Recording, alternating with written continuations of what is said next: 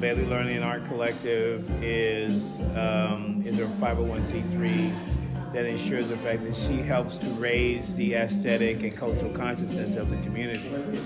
And through her initiatives and various events, that she has been extremely diligent and in terms of bringing events and on different in different subject areas, from not just art but also visual and performing arts, philosophy, history, as well as controversial and provocative subject matters, women, especially concentrating on Black women and current issues, historical. She's done a great deal. So Bailey Learning Art Collective is a part of that, as a branch from that tree that has really done an effective job in bringing aspects of African culture, African American culture, that is sorely needed in Alachua County. This is specifically for Black History Month. The city approached Bailey Learning Art Collective in terms of putting this on. We definitely want to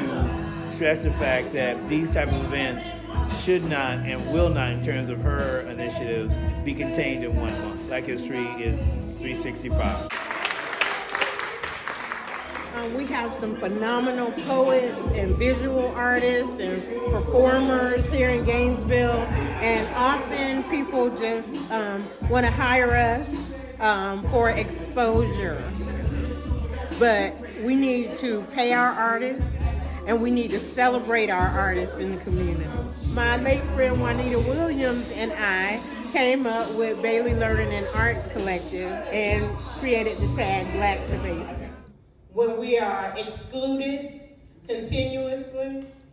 And so I'm going to continue to do events like this to make sure that we are celebrated, that we celebrate ourselves, and that we love up on ourselves. One who complements my wholeness.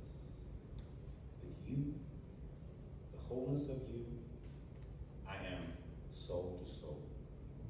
I only wish. Emotion. You can find it in the neighborhood. It looks like the flick of a wrist on the downbeat of a rap song. It looks like the girls gathered around a cell phone, giggling at a boy's shirtless photo.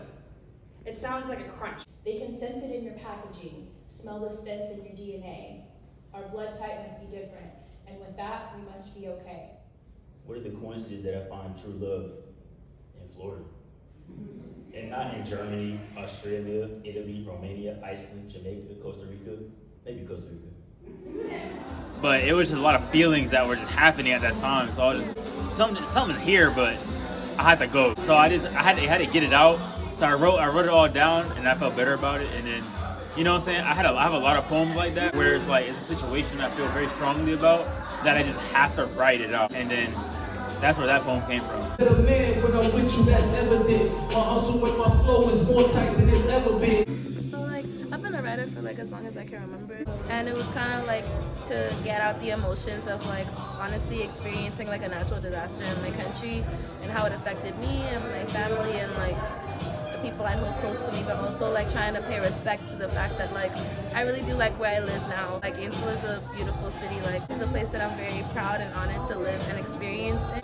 And the people here are amazing. There's a story here that is not well advertised. What I would want people to take away from it is that it's important to listen to perspectives outside of the one that you know, and also try your best to connect it to what you do know. I definitely wanted to touch people as far as when we make bad climate decisions, it may not affect you and it may not affect you yet, but it is affecting other people, and our actions impact the world around us. I feel if more people listen, then there would be less conflict, because we would understand each other better and we could talk through things better. But honestly, me trying to share my piece was just trying to get people to listen to a perspective that they're probably not familiar with. So loud that you can feel the value of these stakes, so loud that you can feel the shards of my heart and how it breaks. For goodness sakes, I'm sorry. I realize my hands are starting to shake. I get a bit excited when I realize the change one voice can make.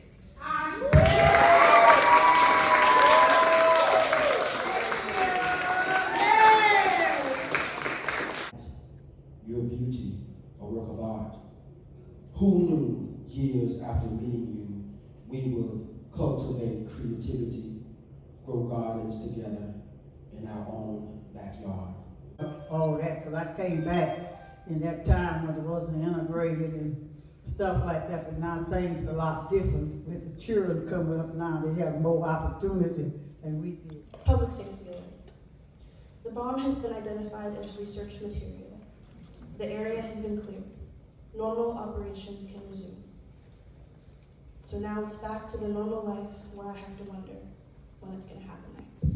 How, when you're going through something, you haven't really sorted out your feelings yet. It was more getting those out and then seeing how it could be turned into poetry. I am really happy with how it turned out. I hope people understand that community can't survive by itself. I know that